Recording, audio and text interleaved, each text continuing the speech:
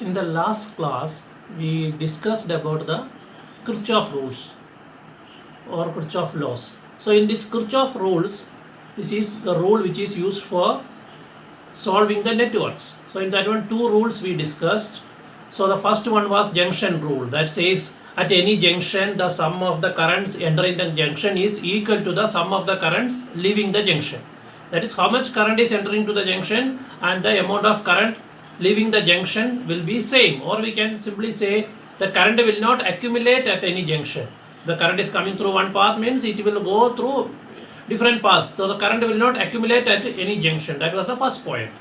And similar to that one, we have the second rule, that is also called as the loop rule, which says that the algebraic sum of the potentials will be zero. Sum of the potential means it is talking about the potential due to the cells and the potential drop in the resistor also.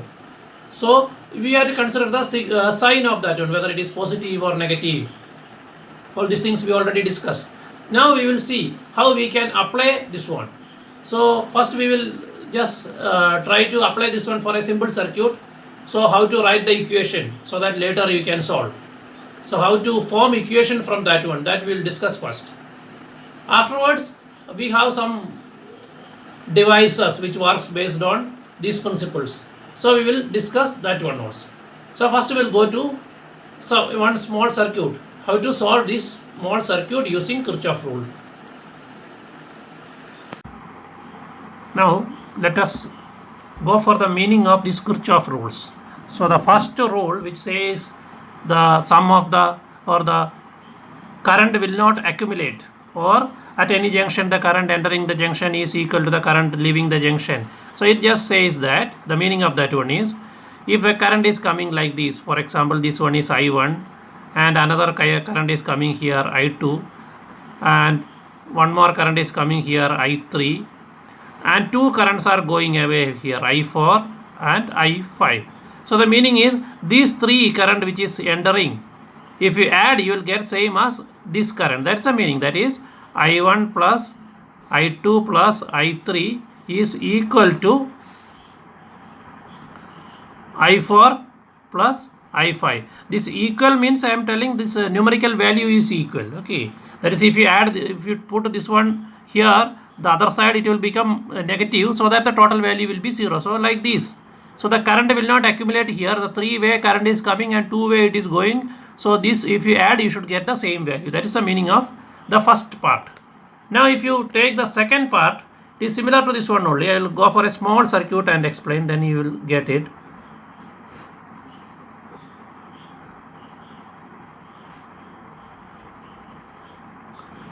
So let it be like this.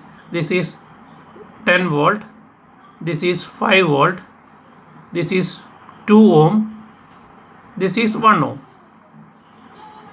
So you can calculate this one in any direction. For example, you are starting from here, you can solve this circuit in this way or in the opposite direction. Any direction you can take. Now this cell is positive here, I am taking the current in this direction as I. So the current will be in the full circuit, the current will be in this direction. Now this one is a wide guess. I am taking the current is like this. If this cell is opposite or one more cell is there, sometimes the current may not be like this. Current will be in the opposite direction. So what will happen is, when you solve this entire thing, finally you will get the current as negative. Its meaning is the direction of current is opposite to what you taken. That's the meaning of that one. So if you get negative of that. Now you see here the current is taken like this. Now here if you start solving, already I marked like this, so we will solve like this itself.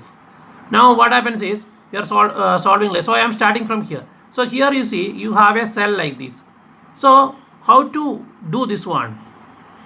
If you are moving inside the cell from positive to negative, or we can say if you are coming out of negative, then that cell you have to take as negative.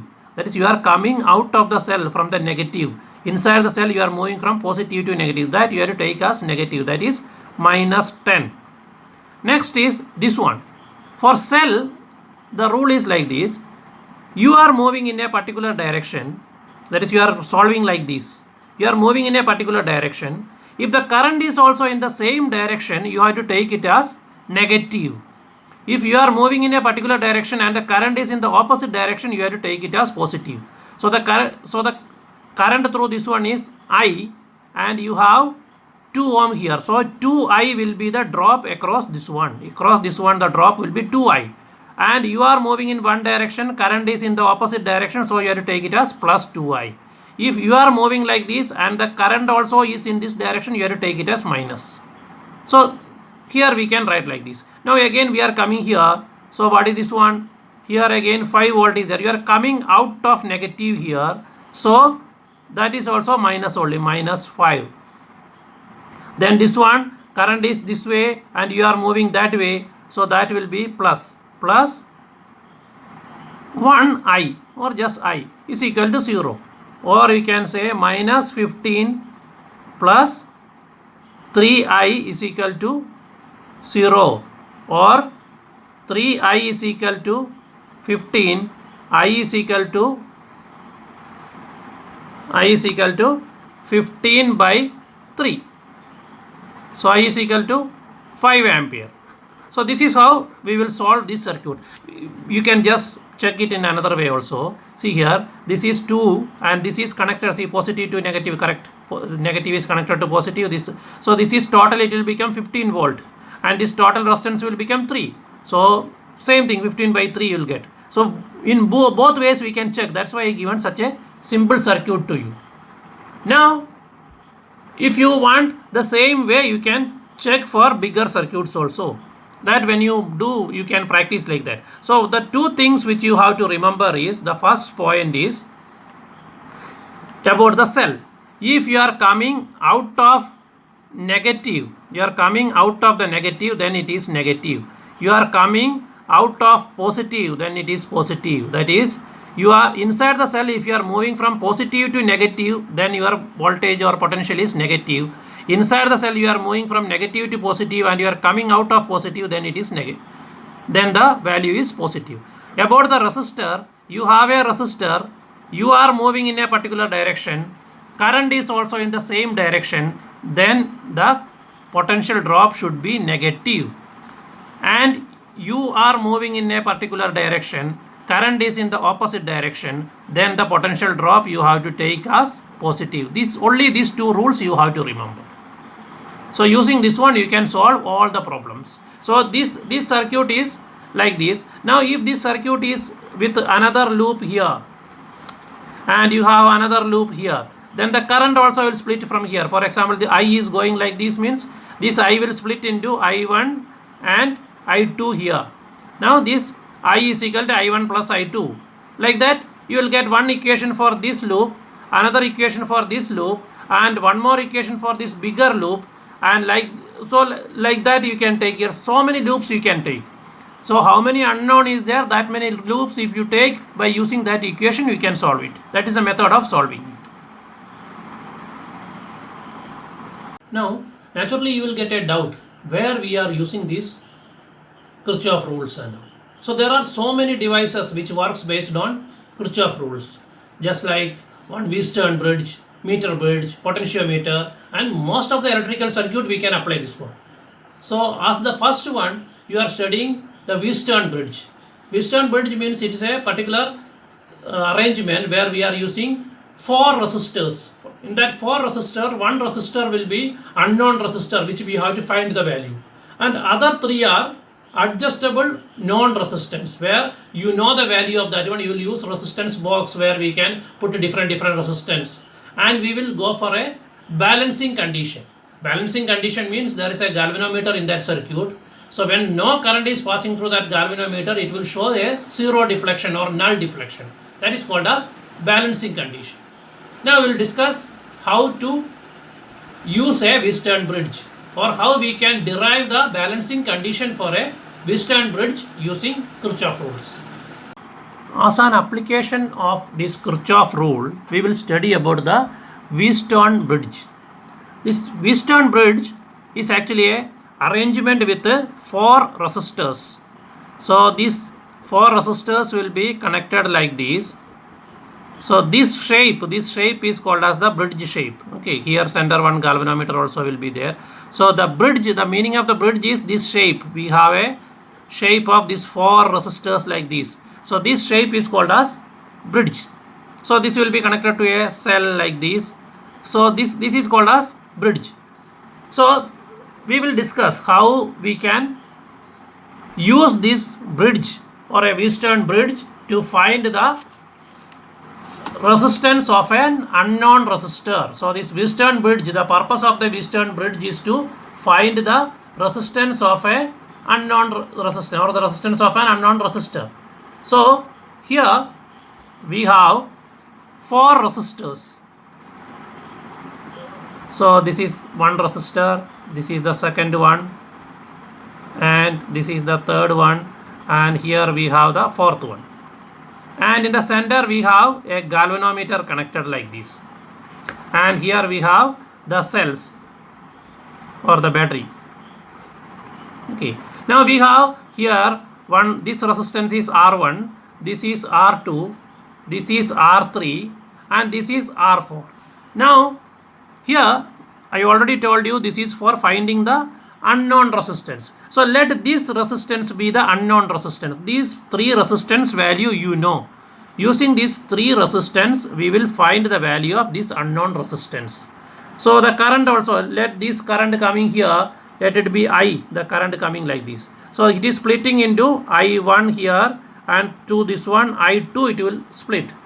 And here after coming here through this one, through the galvanometer, one current Ig will pass like this. Whether it will pass downward or upward we don't know, simply we will take one. Okay, now this way the current is I3, and here it is this way, it will be I4. Now we are discussing about a balanced Wheatstone's bridge. So the meaning of that balanced Wheatstone's bridge means, balanced means here through this galvanometer no current will pass. That is the current through the galvanometer, that is Ig is equal to 0, or no current will pass through the galvanometer. That is called as balanced Wheatstone bridge. That is, you will connect like this, and this is unknown resistance. We will adjust the other three resistance in such a way that the current through this one will become 0. So these three resistors will be variable resistors. We have some resistance box or something where we can change the resistance. So we will adjust this resistance in such a way that finally the current through this one becomes 0. That is, Ig becomes 0. Now we will apply Kirchhoff rule for this one. I think this much is clear for you. That is, we have an arrangement like this, and this is called as Wheatstone's bridge, and we have a resistance here which is R4. This R4 is an unknown resistance, and this R1, R2 and R3, these three resistors are non-resistance, and we can vary or change the values of these three resistance also. Now by varying these three resistance we will make the current through the galvanometer 0. That is called as balanced condition or balancing condition. So in this balanced condition we will derive the equation for this one. So the balanced condition means, what you should remember is, through this galvanometer current is not passing. So if you write a equation for this one, so we can take different loops we can take. First we will take a loop for this loop you can write.